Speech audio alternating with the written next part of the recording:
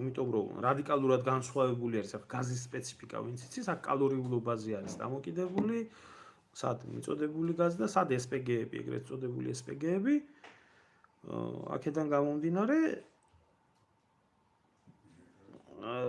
ემაზე რა ქვია, ამერიკულ გაზზე, თხევად გაზზე გახდა ევროპა, რითაც ამერიკელებმა იხეირეს და ძალიან იხეირეს.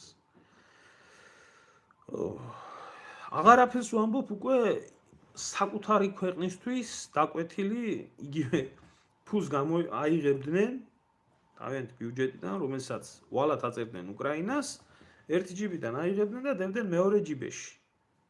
ანუ იარაღის შეკვეთა, რომელიც ასევე ომის წარმოებისთვის აუცილებელია და სასიცოცხლოდ მნიშვნელოვანი.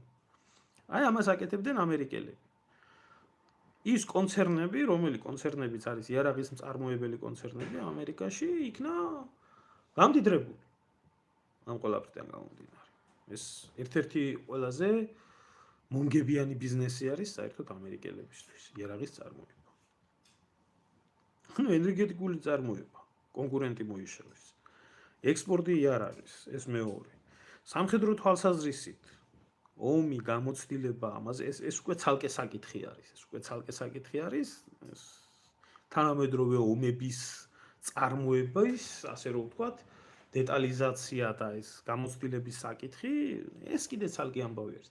ეს ბონუსად მიღებული ყველაფერი ამერიკელებისთვის განხორციელდა აი ამ და კიდე სხვა ბევრი რაღაცა.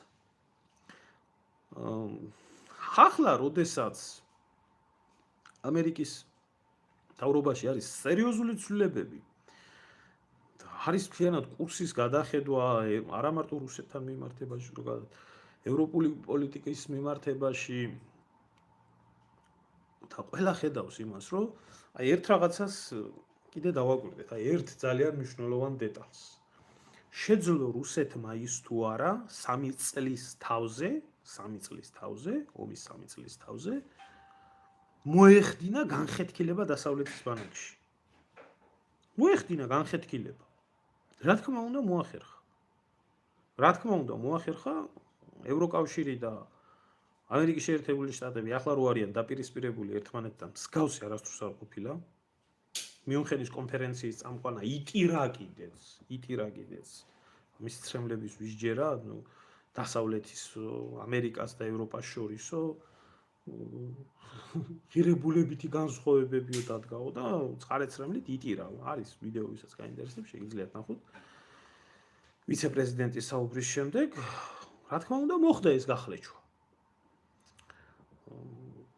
საუბარი დაიწყო უკვე იმაზე, რომ ნატო თვითონ როგორც ასეთი სამხედრო ბლოკი გააგრძელებს თუ არ გააგრძელებს არსებობას, იმიტომ რომ ტრამპის მადა როგორიც არის გრენლანდიის ოკუპაცია, კანადის გადაყლაპვა და ასე შემდეგ, ეს საერთოდ ნატოს არსებობას საერთოდ უსვამს ხაზს. ეს რაღაცები შეუთავსებელია ერთმანეთთან. ანუ რო შევხედოთ ამ ყველაფერს ახლა, ხო? ამ ყველაფერს რო შევხედოთ. ჩართული ისა მოთამაშეებიდან აი ამ 3 წლის ომის 3 წლის თავზე ვინ დარჩა მოგებული? და რათაც უფრო დრო გადის, რათაც უფრო არ ხერხდება შეთანხმების ხელმოწერა და ასე შემდეგ, ვის აზარალებს ეს ყველაფერი? ვინ ზარალდება? ეს უკვე ცალკე საკითხია. ეს უკვე აბსოლუტურად ცალკე საკითხი არის, რომელიც ჯანსაღად მოაზროვნე ადამიანებისთვის ისედაც გასაგებია.